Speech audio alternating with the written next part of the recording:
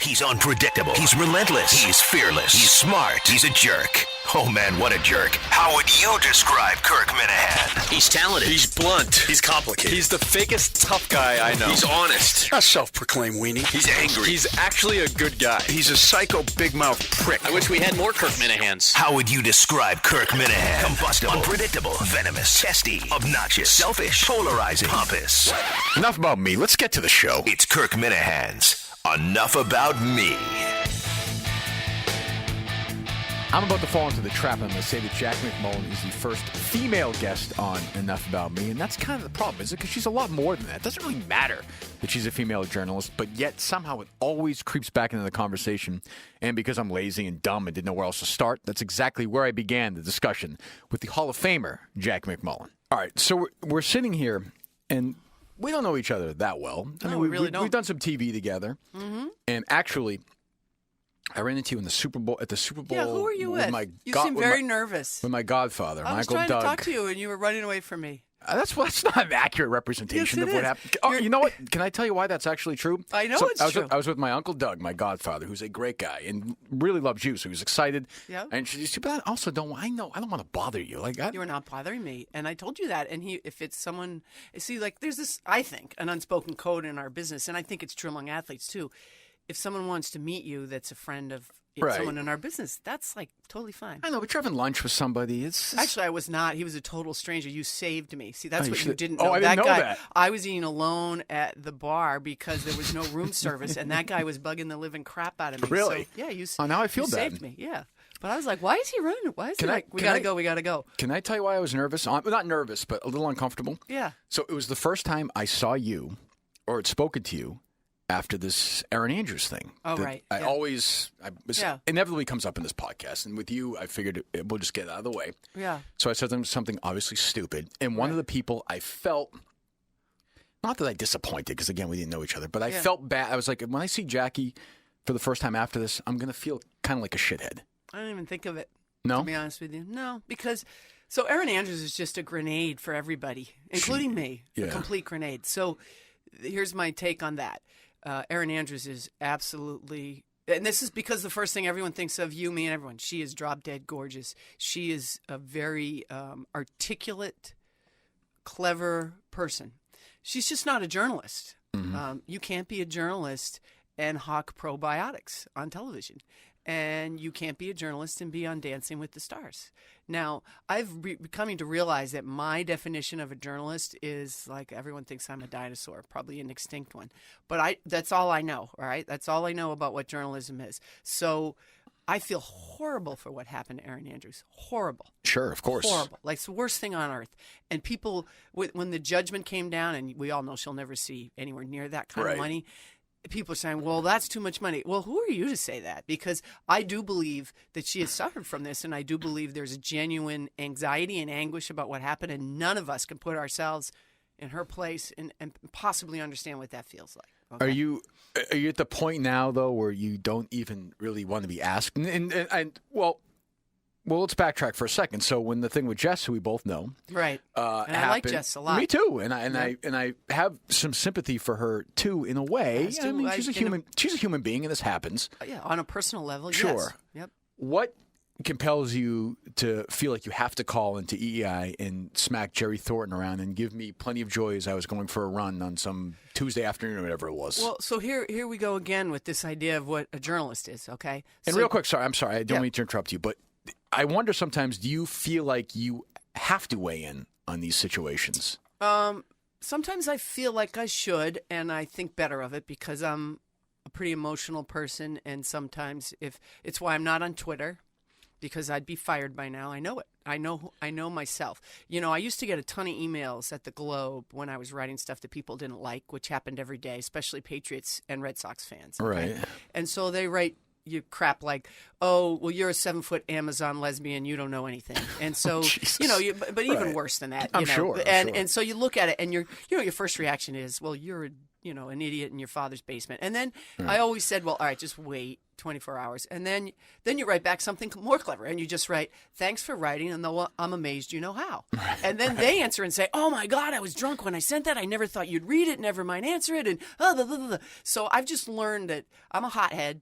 Right. And so to protect myself from myself, I usually just say, wait. Mm-hmm. But the thing that day with Jerry that was different, that really, really, well, the whole thing bothered me because I can't believe we're having this conversation yet again about women in media and their role. I mean, I'm just so tired of that. It's just so old. Well, that's what I mean. Yeah, Is there so part of you tired that's it. like, are we doing this again? Yeah, every time. Because, Right. It always segues to, should women be in the locker room? Really? We're going to go there again? Because my question would be, should men be in the locker room? I mean, maybe none of us should be in there. Okay? Right. All I'm saying is it has to be the same. Mm-hmm. At this point, I'm not sure any of us should be in there anymore. It's such a colossal waste of time for most of us anyway. But, so I'm driving and I'm listening. And, I know Michael very well. I know Dale very well. They're good friends of mine, have been for years. And I'm thinking, why are they letting this go on? That's really what upset. I was upset. As much Letting upset with Thornton them. say what he's saying. Yeah, Right. call this dude out. And I don't know Jerry Thornton at all. Mm-hmm. He's been, I think, a wildly entertaining addition to WEEI. I tip my hat to him for the entertainment he brings. But I go back to this. He was talking about the role of a journalist and their role with the manager of a team. He knows nothing about that because he's never done it. Mm-hmm. He's not a journalist. He doesn't understand.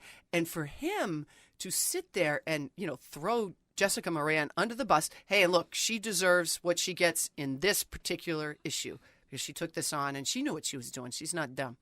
But to completely exonerate the manager, John Farrell, as if, well, hey, it's nobody's business what he does. I mean, that's just, come on. You don't understand the business. Is there part of you, though, that wants to not that Jess, not even that Jess is young. It's not like she's 22. No, she's but not. Is there a part of you that when you see this, you want to talk to younger women who are getting into this business and say, listen, just stay out of trouble? Well, and I don't even mean because 99% of them do. I think, of course, I think by and large, but.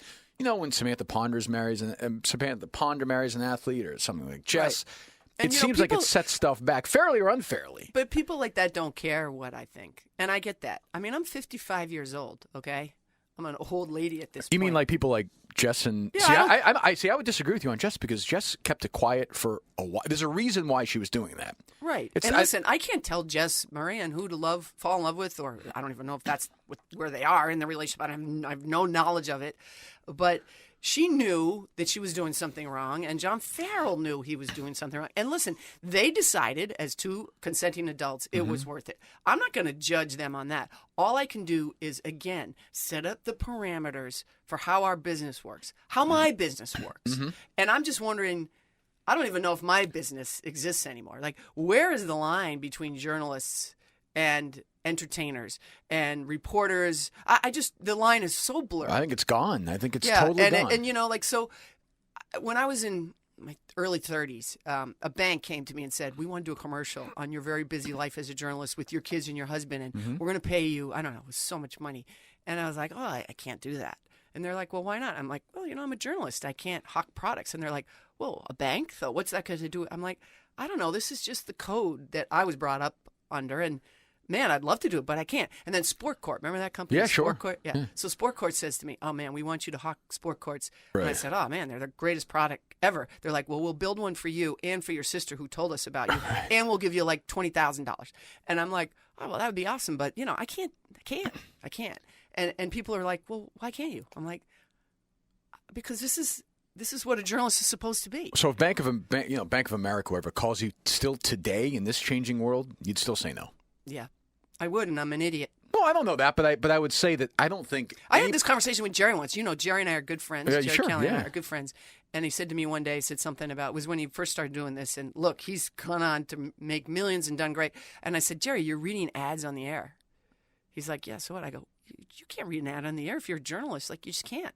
And he was like, oh, and he thought about it, and then he just made a decision, a good one, by the way, for him, to go forward. And so But But you must know that if you do this bank ad. Let's say tomorrow you decide to do a bank ad on the air, and then you write a Kobe Bryant piece for ESPN the magazine. When I'm reading it, I'm not thinking I this know is that. compromised I because know she that. took. It's I know different than that. it's So- different than if you were doing a commercial, which I see a lot on on ESPN. If you were playing, if you were playing Like a game Seth of Davis. horse. Did you see the Seth Davis commercial last night? Yes. So like that's wrong. That's an issue for me because I can't take issue him for me. seriously anymore. When I'm watching it, he's severely it's compromised. funny. It's funny. I watch House of Cards. I like House of Cards.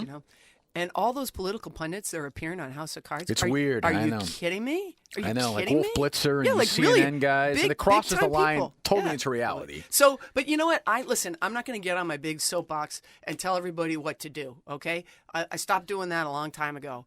I only have to do what I feel comfortable with, and that's what I feel comfortable with. And I'm the only one left on this earth.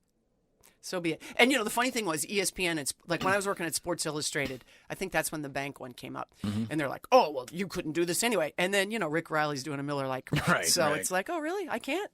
Right. But he can. And same thing with ESPN. Do you think it's just to circle back for 1 second? Do you think it's dangerous is a dumb word, but when Nesson hires somebody like Jenny Dell with no experience, Yeah, and they that was- wheel her in there, I mean, And Jenny Dell is one of the greatest people. she's so of all nice. time. She's really nice. I feel bad because I was kind of rough on her, and I thought. Well, but it you were wasn't- rough it's- on her because she wasn't equipped to do her job. She's not good at her. She wasn't good at her job, but it's not her fault. It would be like putting anybody who has no experience in it in there, but she happens to be really attractive, and she goes into a locker room, and there are other Pleasant, attractive people who are her age, and those are the only people she's ever around all the time.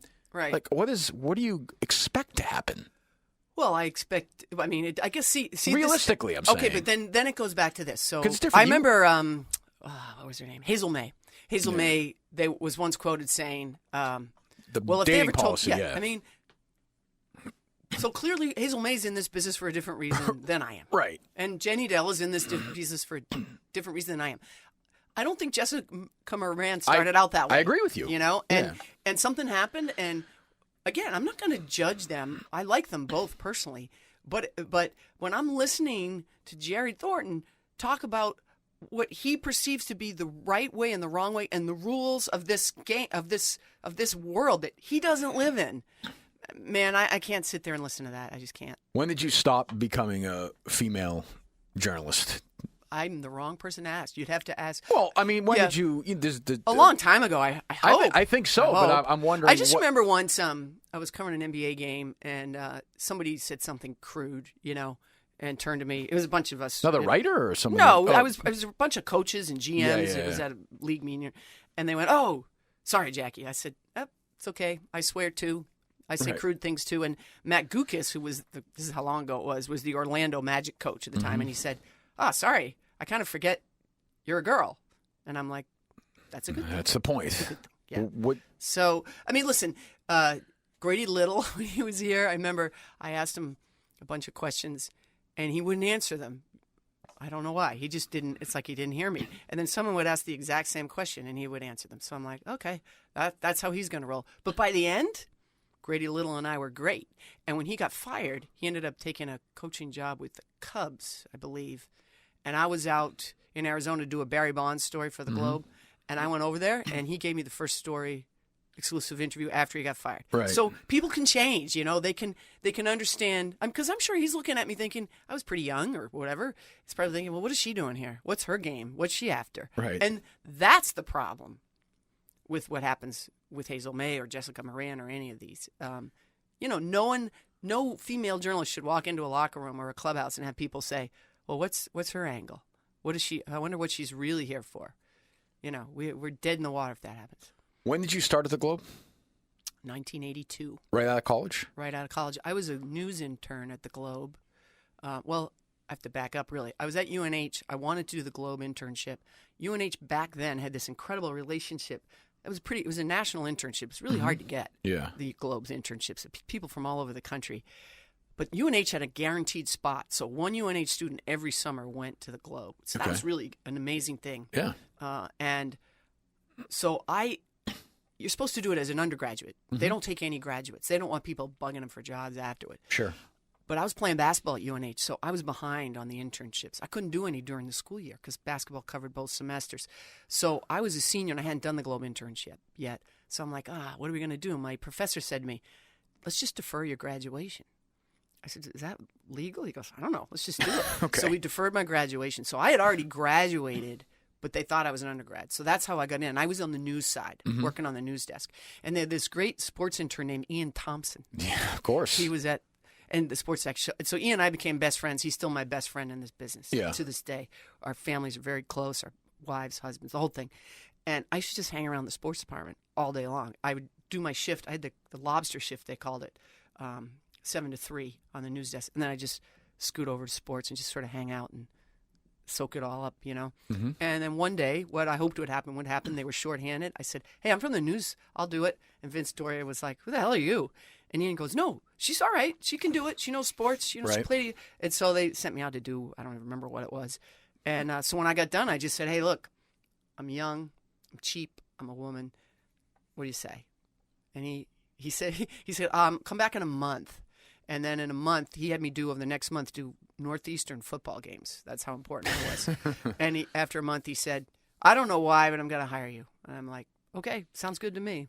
Not exactly the most ringing endorsement you could ever hope for, but I'm going to run with it. So. And you're there. I mean, that's when I'm growing. Well, I'm 10 years old at that point. So but it's amazing. everybody's there. And everybody, like, I remember just driving up there to the top every day and looking for the cars. Like, is Montville here today? Right. Oh, is Ryan here? Oh, Willie's here today. You know, it was just tremendous. And of course, a year later, they hired Ian.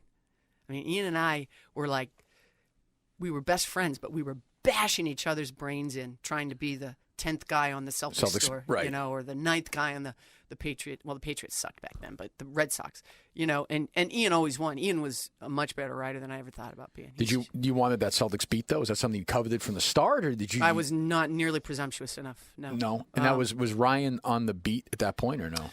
So we're talking early 80s, 82. So Ryan, and then he the column job opened, and he left in a huff because he didn't get it, and he went to Channel 5 for a year. Yeah, right. So then Shaughnessy stepped in. I think it was Shaughnessy, right? It was, yeah. Yeah, he stepped in, and then Ryan came back. And so my great thrill was getting to be the 9th or 10th man in on some of those great Celtics teams in the mid-'80s. And Ian had already been doing it for 2 or 3 years, and I was bull about that. I was so pissed. I didn't get to do it, you know. But I guess Vince didn't think I was ready. And he was probably right. I mean, what were you, so like in 84, 85, 86, what were you doing for the Celtics then? What was your... So I was like the 10th man in. Doing, and, you know, maybe once in a while do an off-day practice or something like that. And, you know, for the playoff games, I don't think I traveled. No? Yeah, 84, I wasn't even covering them. Right. You know, I mean, we're talking 86 is really when I first jumped in. Okay. In 87, the next year... I really got to do a ton. I was the advanced person. So in 87, so what changed? Well, who moved where? You don't remember? So you were just kind of moving up. I think it was just I was really. Time. You've been there for 5 years. Or yeah, whatever. I mean, I covered the '86 World. I was covering every big event. So like the '86 World Series, I'm the one that got Buckner and had to run upstairs and had 9 minutes with Vince over my shoulder going, "Is it in? Is it in?" And I turn around and finally say, "Well, you shut the fuck up." Because it's late. I mean, it's late, and right. I was like, "Leave me F alone." And I was like, oh, my God, I'm going to get fired. I just yelled at my boss, But so I think he just saw me and thought, yeah, maybe she can handle this. And Ryan, I have to say, Bob was a huge proponent of mine. He just was so good to me. He was saying to Vince, she loves the game. She knows it. Let's use her. So for the 87 playoffs, what I would do is like the next round they're going to play Milwaukee. This is how much money we had back then. Mm-hmm. They'd send me to cover the Milwaukee series. I'd go to the series before. Oh, Milwaukee, Detroit, or whatever it was. Yeah, whatever was next. Right. And so I was covering the NBA. I was doing that on my own. Right. And then I was there for the finals in LA. And I remember just Ryan was so great to me. God, he was so great. So, and then the next year, I was around a lot. And then of course Bird. That's when Bird had the next year after that was the Heels. Yeah, 88 was the Dominique year, and then the year after they got hurt. Yeah, and those were the years I was the quote-unquote beat writer. I had the worst, the most dog years ever. But by then, the guys already knew me. I'd been around a lot. And did you know how great? I mean, did you know in '87? Did you know? I did. I did. We say this all the time. We knew because those guys, those teams, they had their issues, which we discovered very soon afterwards.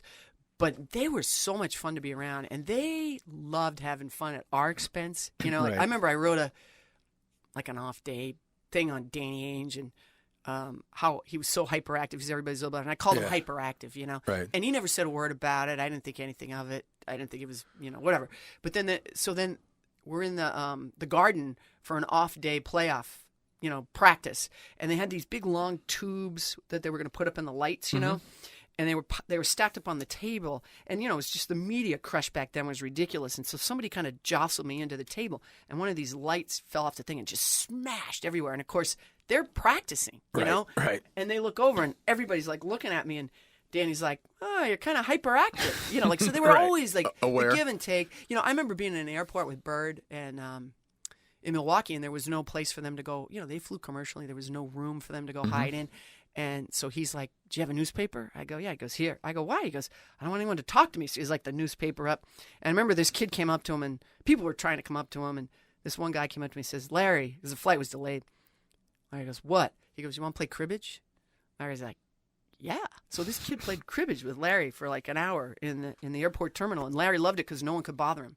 "Oh, we're in the middle of a game. Come back afterwards, What's changed? I mean, obviously, it's Everything's changed. insane, but the access for you in Everything's a practice in '87 at Hellenic, you would go to wherever Hellenic, it was. yeah, right. You go to practice, you could just walk up and talk to Bird Well, we or used to go to McHale. practice. I Right, mean, you'd be at practice the whole time, right? Yeah, we'd go see, and what I always did was went before practice. Yeah. Because the good players were always out. Kevin, people always talk about Larry working out and putting in the extra time. Kevin did every bit as much as that. He was just a little more discreet in how he did it.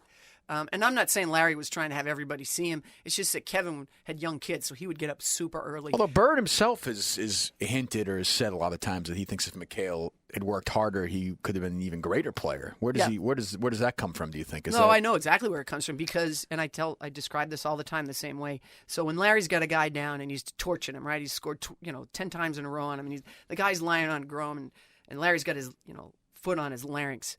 And he's going to look down at that guy and he's going to crush his larynx. And, McHale's going to do the same thing, score 10 times in a row, and he's got his foot on the guy's larynx, and he's going to say, "You've had enough," and he's going to help him up. Right. That's the difference between the two of them. Yeah, McHale just wasn't a killer. Yeah, I didn't want to be. Yeah. And, McHale had a very balanced life. One of the most balanced superstars I've ever seen. He had a ton of kids and a wife his high school sweetheart that he really liked. He was a family guy. He liked his best friends were from Hibbing. And Bird, too, by the way. Bird was very much like that.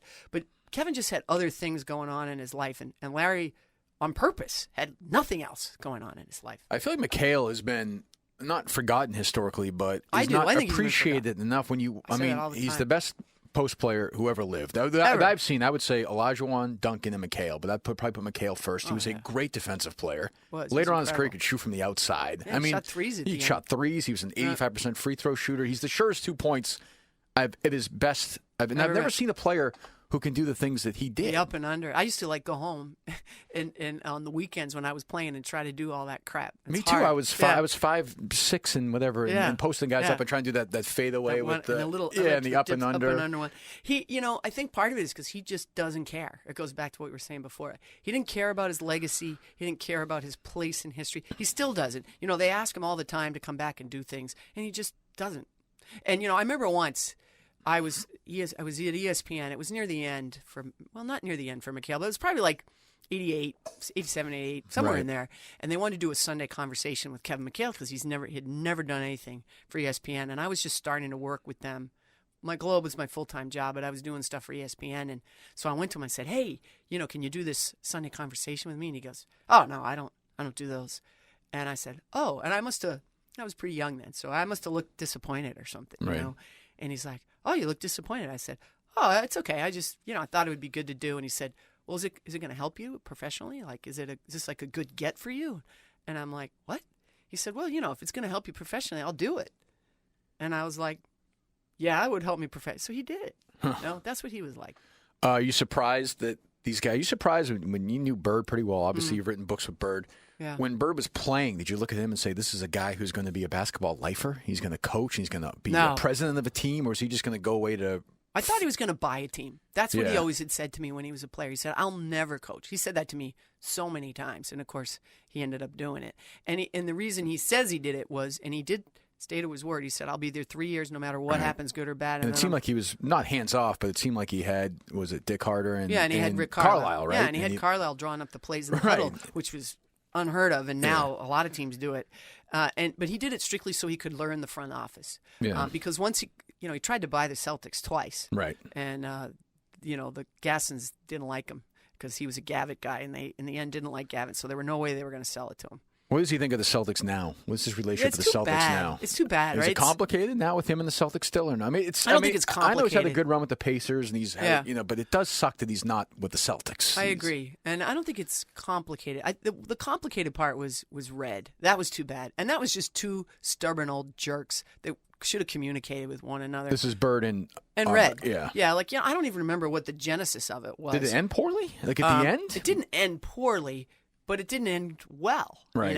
And I think near the end of his life, near the end of Red's life, Larry started calling him, and Larry's a really, really stubborn guy. I love Larry Bird personally. He's been great to me. He's the one person I can honestly say I have no objectivity anymore, and so it's dangerous for me. You very rarely see me write about the Pacers because I can't. I mean, I could rip the Pacers tomorrow for the bad job he's doing and all that, but it's just hard for me. I understand that he's one of those guys that I did cross the line with. I just did because when you write books with somebody, is it over? Do you feel like you can't weigh in? No, you still can. With him, it's not even the books. It's just we've had a long relationship. History. Yeah, we just had a long history of things that, somehow extended off the court. He seems like a complicated guy, though. He is. Yeah, he is. He's stubborn, and one of the things I hate most about him is how stubborn he is. And I remember him telling me about his parents, right? So his dad obviously had a major effect on his life. His dad took his life, as everybody knows. They were divorced at the time, his mom and his dad. And his dad had alcohol issues. He had a lot of issues. He was a war veteran. He'd wake up screaming in the middle of the night with horrible nightmares. The guy was tortured, and as everybody knows the story, he called his wife, said, "You're better off without me." Killed himself on the phone, and so Larry's mom, Georgia, was just a really strong, as you can imagine, woman, and Larry greatly loved her and appreciated her. But I remember having this conversation with him about, has your mom seen anybody? And he's like, "What are you asking me that for?" I said, "Well, I'm just wondering, does she, husband, Yeah. And he said, "No, she had one chance at marriage. You only get one chance at marriage." And I'm like, who are you to say, Well, what the heck? Well, who are you to, and we got into it in a big way. This was many years ago. And he's like, no, and of course now Larry ended up getting married twice. So this was before his second marriage. Oh, way before. Right. Yeah, and I was just like, you can't make decisions like that for your mother who went through hell and back. Does he have a relationship now with that daughter, with the first daughter? I think he does. That's a very complicated thing. Did you go on? Were you on? You were kind of in the middle of that at one point, weren't you? Were you I was. Oprah or something? No, I didn't go. I didn't go on that. No. Wasn't that part? Wasn't Oprah? Didn't Oprah do a show on it? They did, and I declined. My complication from it was this. Again, I know some things I can share and some things I just can't because they were told to me in confidence. Right. And what I always say about that is he screwed up. There's no way to turn it any other way. Right. He was absent in her life when she was young. He shouldn't have been. He couldn't get past the animosity he felt towards the mother of that daughter, and he couldn't get past that, and that's on him, 1,000%. And what I love about Dinah is she's the one that made him, no, this is your daughter. Right. She's going to be part of our life. We're going to include her in our life. And they did. The problem is, by then it was too late, and this young lady who now is growing up with a mom who is bitter and has a right to be. Sure. Again, I'm not judging anybody on this. The relationship now is forced, and they're trying, and you can't make it work. And I can't really get into all the details of that, but I will say that as a young adult, there were two sides to this story. But he lost his chance to tell his side, in my opinion. He knows that. And I said to him once, doesn't it bother you, like, that people say all these things about you and, and they don't know all this other stuff? And he's like, well, I know.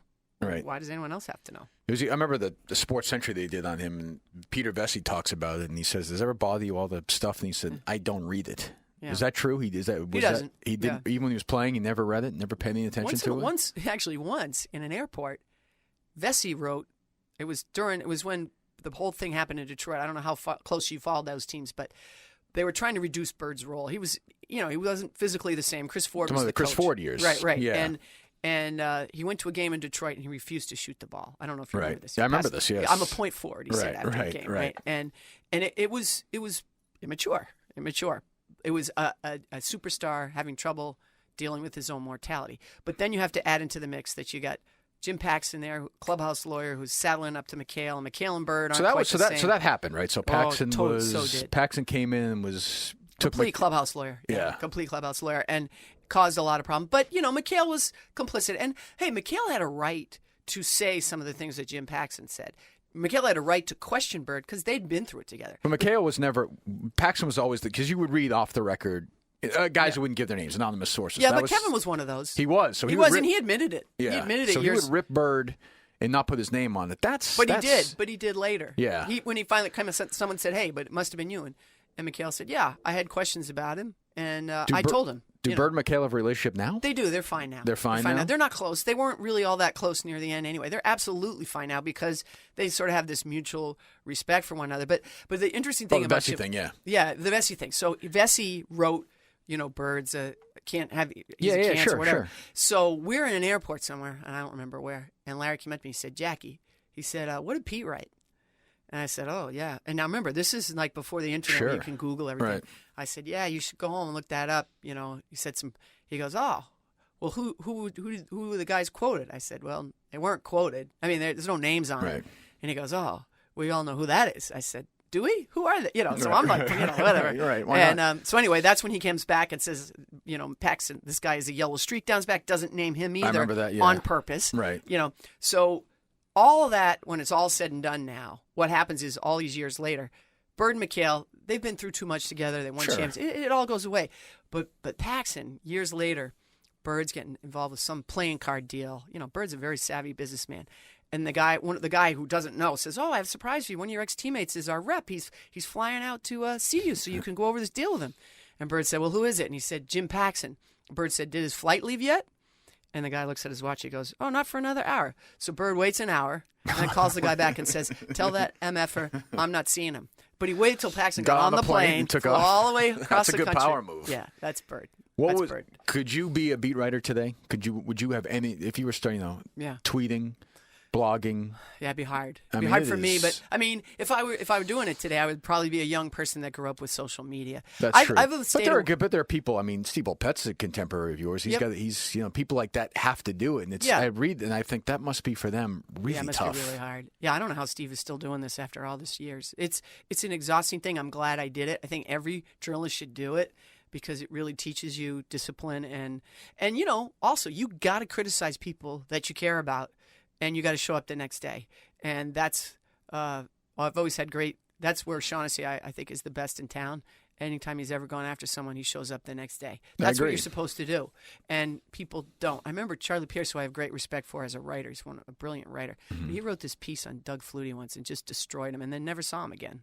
Nope, doesn't work that way. And I remember I wrote a thing on Dave Gavitt, who was someone that who treated me very well as a young writer when I was in my 20s. I covered the Big East. That was my first beat. He used to take me out to lunch in his big Cadillac and, everything. We were, we had a great relationship, but he was a disaster here.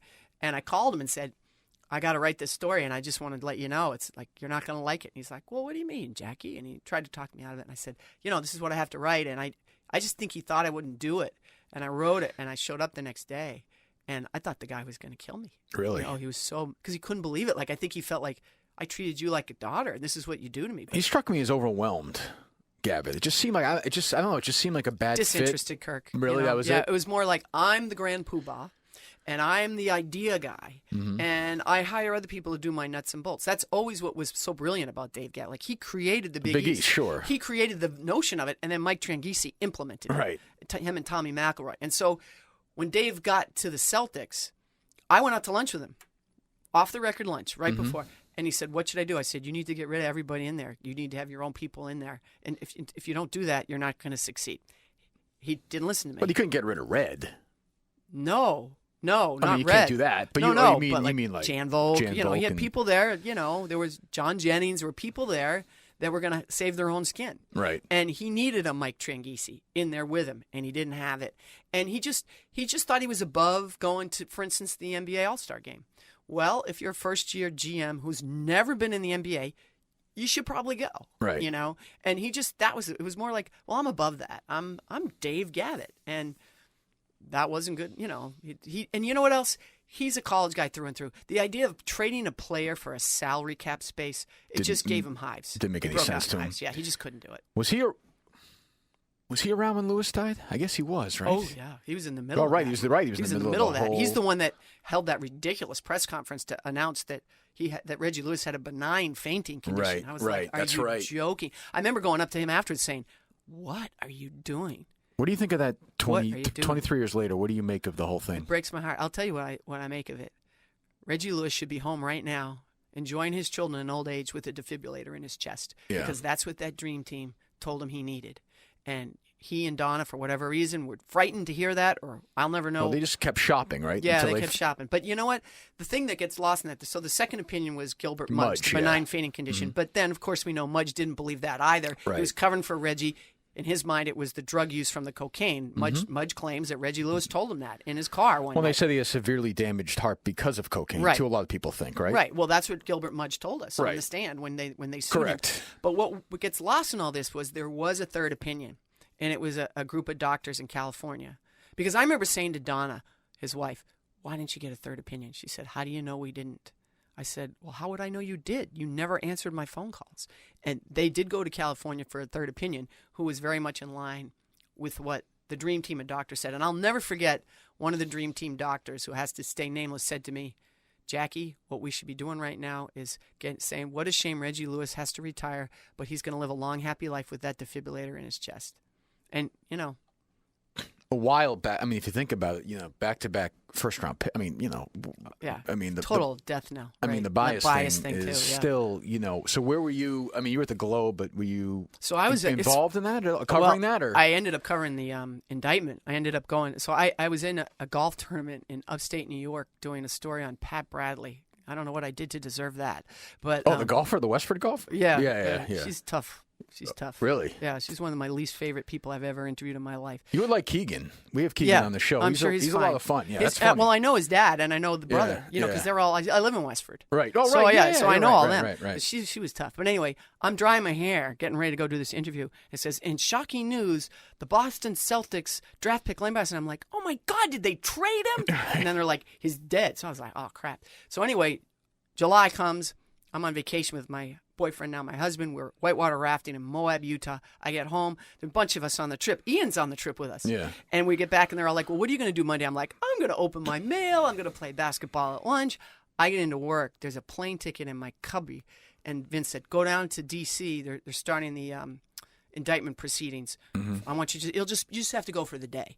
Well, I ended up being there 5 days. I had to buy clothes and whatever. Right. And so I was there when they indicted Brian Tribble and who was the other guy? Name. Right, there were two guys. Brian Tribble's what I remember. Did you see Bias play at all in college? Oh yeah, yeah. Because we kind of knew that they were going to draft him. Right out of his eye. Yeah, and I knew lefty. I had covered college basketball for years before I did the pros. In fact, I was there for my first ever Final Four was Villanova, Georgetown. Yeah, is history, because now every year it seems like Bias gets better and better, if that makes any sense. Was he going to be that good? Was he going to be he was. A great player? He was.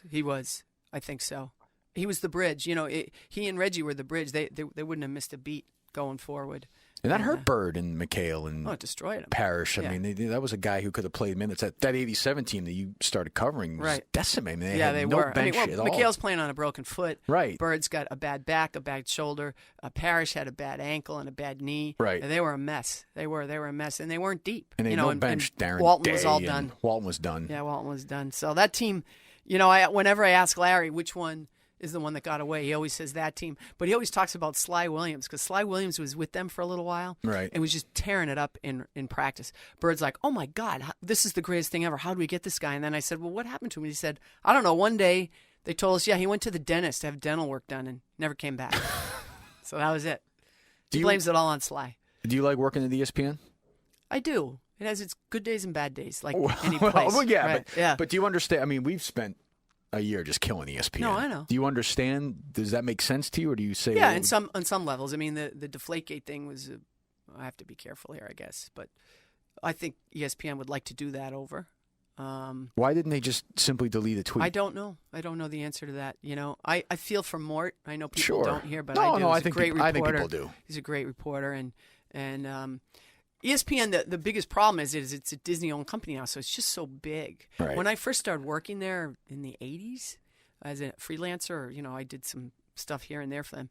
It was just a very different feel than it is now. So it's big now. Like I have to do compliance training. I think I'm all done with my compliance training. Then I log onto my laptop and I have to do the security measures in Bristol. I never even go to Bristol. Why do I have to know the security measures? But, that's just part of being a big company. But I'm in a group now that I feel like I've died and gone to heaven. In the last year, my kids are out now. We're empty nesters. They're both, one's in grad school, one's in college. So now I can travel again. So the ESPN Boston thing was a great holding pattern for me. Kept me local. I could go to my kids' games. I could see them. I could be around them.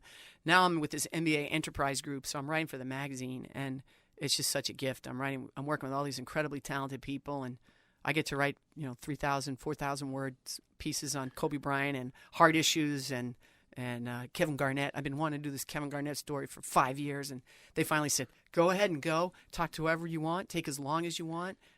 Money's no object, so that's your dream. What do you think of when you see, Stephen A. Smith, Skip Bayless, that side of ESPN?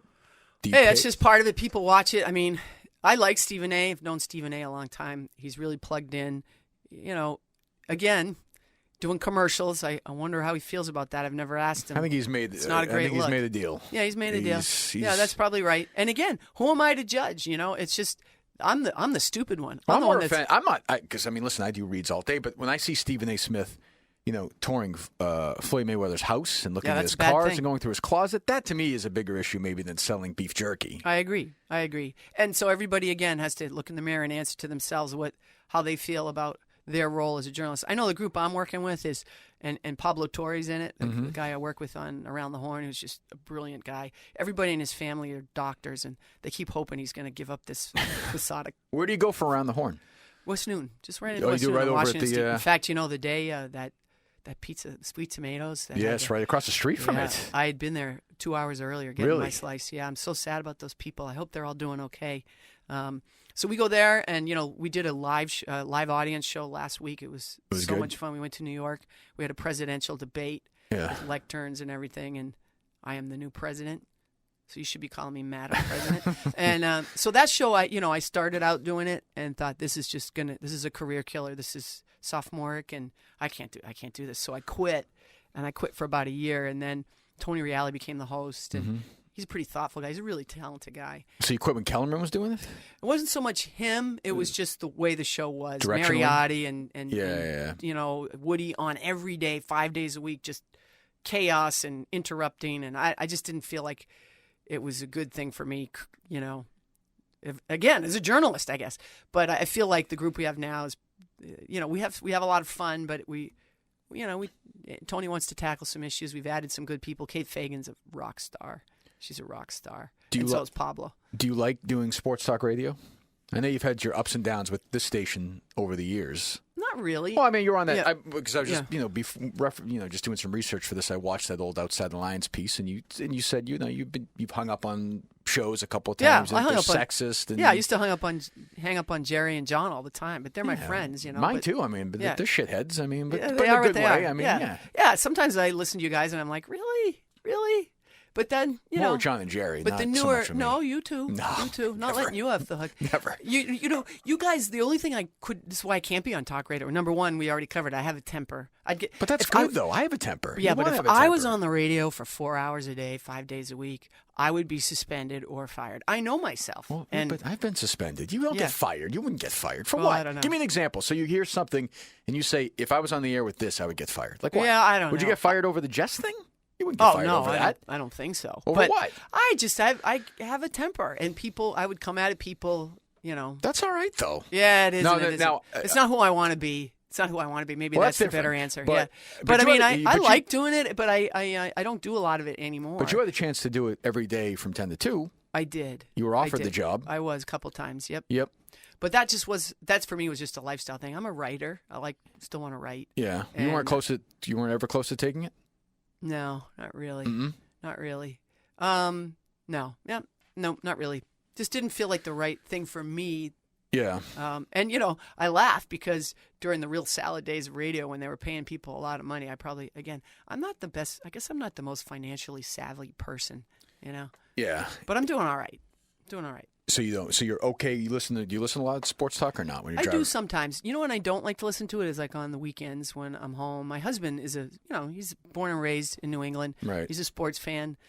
He has it on first thing in the morning, really, like before he leaves for work, and then keeps going. He actually does. This is bad for you guys, but he does love LB and those guys too on that show. Oh, in the morning, yeah. Yeah, he likes that That's show, too. fine. You Yeah. can listen to So whatever you anyway, want. he'll have it on the weekends, washing the car, and I'm like, oh man, I just want a day off from this. You know? Yeah. So there are other things in my life that matter to me besides sports. Were you at the Globe both times they came to you for 10 to 2 or no?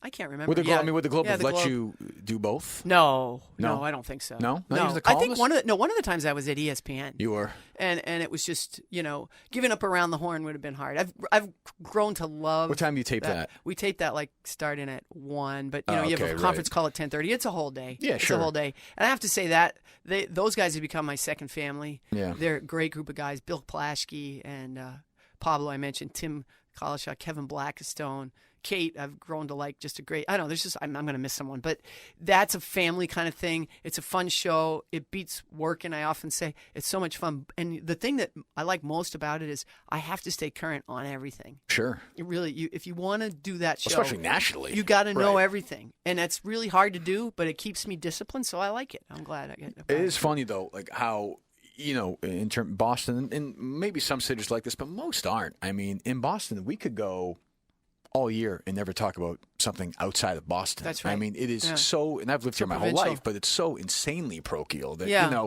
So you're going to talk about today if you're on there.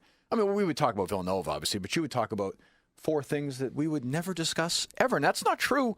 In other markets, Philly, New York, they do national stuff. They Chicago, do. here for some reason, and I've never been able to figure out why my whole life. Because we're the center of the world. Right. That's No, true. that's what it is. It's I mean, true. so I was born on Long Island in New York City, but I never ever tell anybody. I guess I just have now, but because I didn't know I that. want people to think I was born and raised here because Right. that's what people appreciate. And I've certainly immersed myself in this community and this place. Well, it's and- like Ryan, same yeah, thing. Same thing, Yeah. exactly. And so, but I do like to follow the other stuff. It's important for me to be able to. And sometimes I'm at a disadvantage, especially college football, because I don't really care for college football that much. And when we're talking about that on the show, I'm at a major disadvantage because it's not like I'm even going to see a team that comes through here. Right. You know? So you're just faking it? Well, I just have to do a lot of extra homework. Yeah. Yeah. Ryan and Chauncey have both been on here. Ryan and I get along pretty well. Dan and I have had our Yeah. moments. And I asked, That's good radio, though, right? yeah, it's fine. I asked both of them, do they think that the Boston Globe will cease publication in their lifetime? They both said yes. Yeah. It's so sad. Would you agree with that? I do. And it's very sad. See, I think what's happening with newspapers is now, to me, they're like, remember when no, neither one of us were born. When the automobile was invented, everyone's like, oh my God, this is great. And there were all these Right. car companies. And then over time, there became, what is there now? 6 car companies? 7? No, a million, yeah. Right, there's a million again. But Right. for a long time, there was only only 4 or 5, right? And I think that's what's going to happen in newspapers. There's going to be 4 or 5 really, really good ones. And everything else is going to sort of, Well, they'll be locals. Well, how old are your kids? Your kids are in graduate school and college. So I have a so 24-year-old and a 19-year-old. do they physically read the newspaper? Never.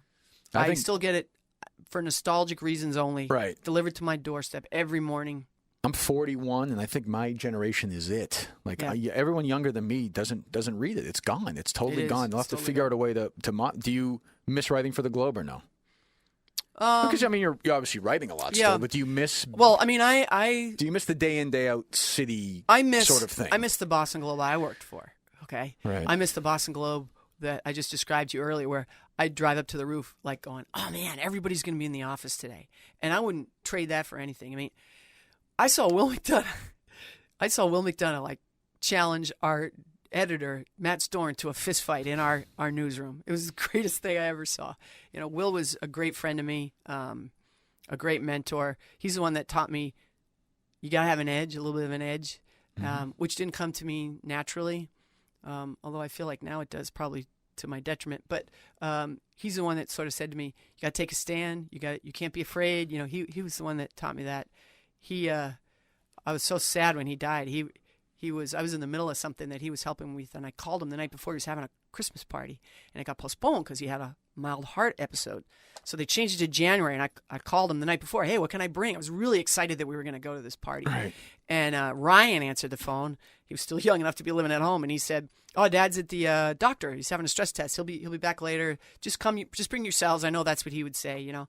So that was like at 3:00. I mean, Will came home and died 2 hours later. You know?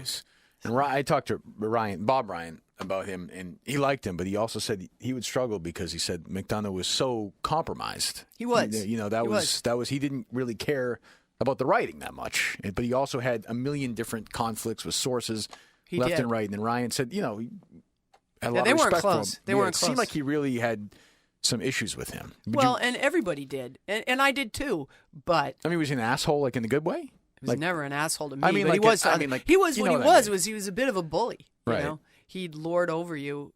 Again, he would, like, I saw him threaten players, you know? I mean, there's a great story about Tom Brady when Tom Brady first comes to town and he gets in there and he goes, yeah, Tommy, you got to stop this. You know, like he's telling Tom Brady how to behave. And Tom Brady's listening because probably he knows that, you know, he beat up Raymond Claymore once and stuffed him in a locker. Right. So, I mean, he was a larger-than-life figure. And again, for his time period, and maybe that's important to point out, he was the norm. That's how everybody operated. Right. You got your sources. You went.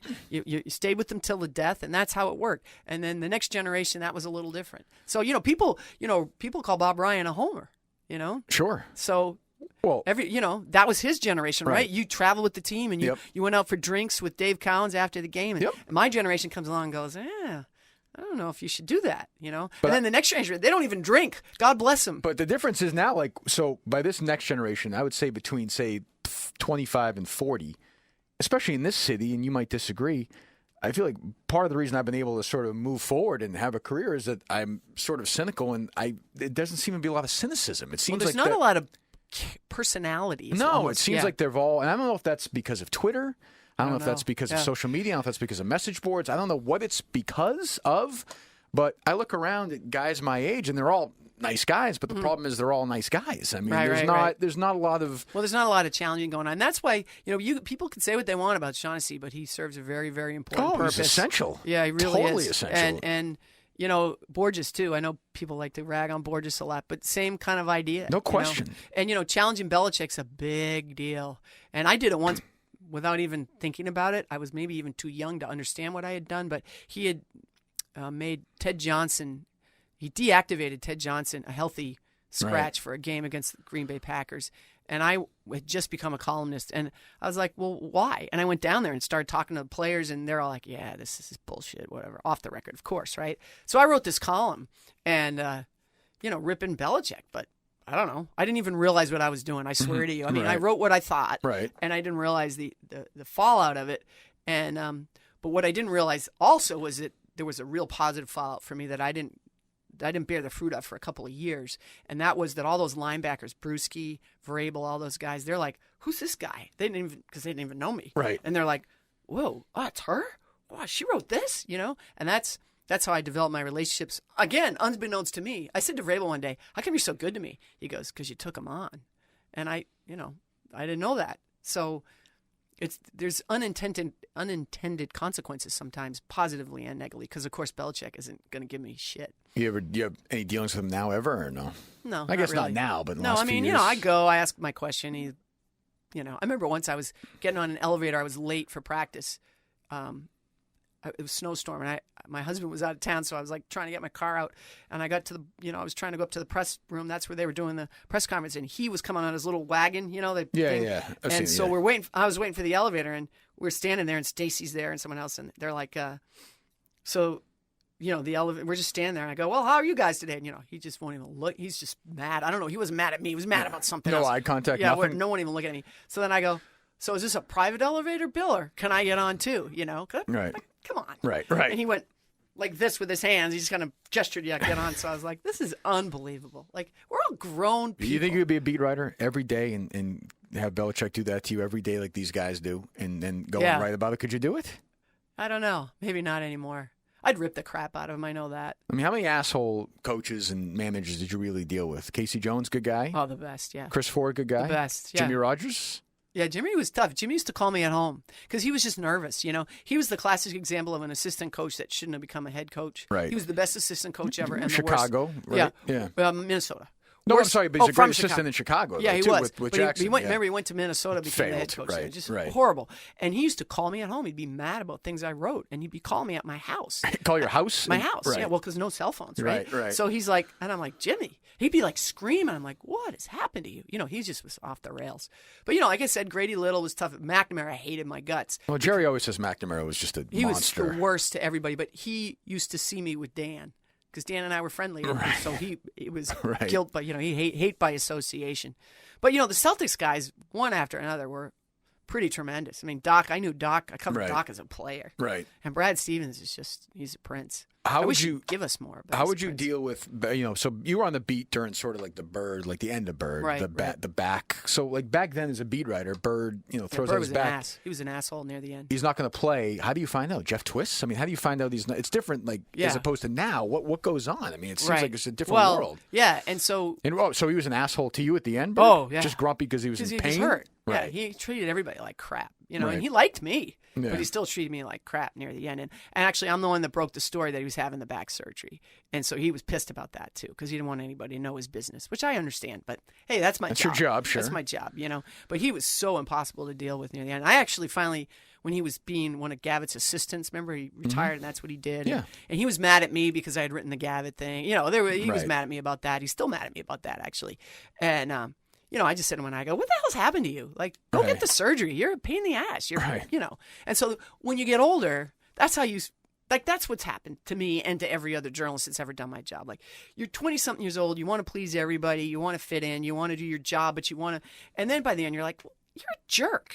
Like Rondo near the end, I'm like, get back here. Like, everybody was waiting for him. Been waiting for him for 45 minutes. And he comes out, he's like, not today. I go, get back here. I hear myself doing, I can't even, it's like, he's my son. Right. Get back here. These guys have been waiting on, get back here.